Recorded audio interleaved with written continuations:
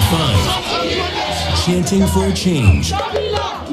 Demonstrators hope to gain Canada's help in their protest against a Congolese election. It's 5 o'clock plus 1 from 299 Queen Street West. This is Toronto's breaking news, CP24. Hello, I'm Nathan Downer. Welcome to Live at 5. We've got all those stories, plus hundreds of women marked the 22nd anniversary of the Montreal massacre today, and a theatrical honor for a Toronto icon. But first, our top story with Rena here. Rena. All right, thank you very much for that, Nathan. Hundreds of protesters demonstrated outside the U.S. consulate on University Avenue today to express their concerns about the election in the Democratic Republic of Congo.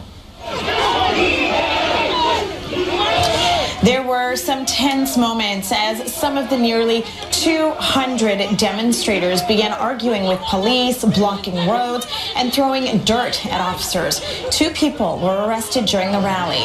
CB24's George Lagajanis was out there in the thick of things between 1 and 2 o'clock. He joins us now to review what was happening there tonight. George. Thanks very much, Rena. I'm at the corner of University and Armory, right across the street from the U.S. consulate. All quiet now. Take a look. Just some barricades on a trailer, and there was one final RCMP vehicle here that has since left. All about the Democratic Republic of Congo, a nation rife with violence and corruption, militias, rapes and murders that have characterized that nation for generations, a country with a real dichotomy of abject poverty and huge mineral wealth. 18 dead, hundreds injured since troops loyal to the incumbent Joseph Kabila have enforced and tried to enforce his victory before a final vote count has even occurred. Now, these protesters here today, they were here to ask for more Western observers on the ground to count all the opposition ballots to ensure true democracy versus fraud. And here's a sampling of the sights and sounds from the streets today.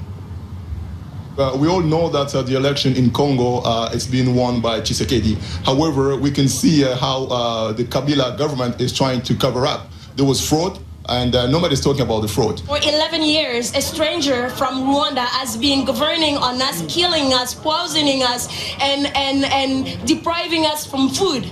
The people is hungry at the present time. On November 28th, we had the election, the presidential election. He actually did not win the election. The people are very, very angry because we have voted for Tshisekedi Wamulumba, and again, the election has been tricked. And they're trying to say that President Kabila is the president currently in power, should stay in power because he's winning the election. These allegations are all false, and we have proof for that information. For once in a long time, the people of Congo have made a choice. We want the international community to respect our will. We want change. We selected someone. He is our president, Mr. Tshisekedi. We want people to acknowledge that the Congo has suffered enough. Now, the goal here today was to beg and plead for Western intervention in these elections, and passions boiled over. 2 men were arrested, one 45-year-old, one 26-year-old, for unlawful assembly, for attempt to forced entry into the U.S. consulate, and for assaulting a peace officer. The police, frankly, were overwhelmed. They didn't expect this many people to show up, and they didn't have a lot of force on hand, and it was an all-call. Hundreds of officers, scores of vehicles were here to enforce everything. In fact, University was shut down, northbound rather, between Queen and Queen's Park for hours. Right now, it's 11 p.m.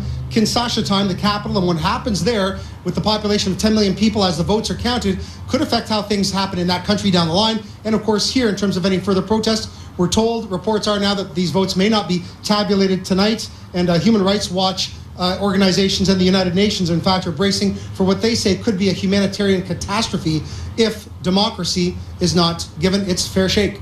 That's it for now. Back to you. All right, George. Thank you very much for the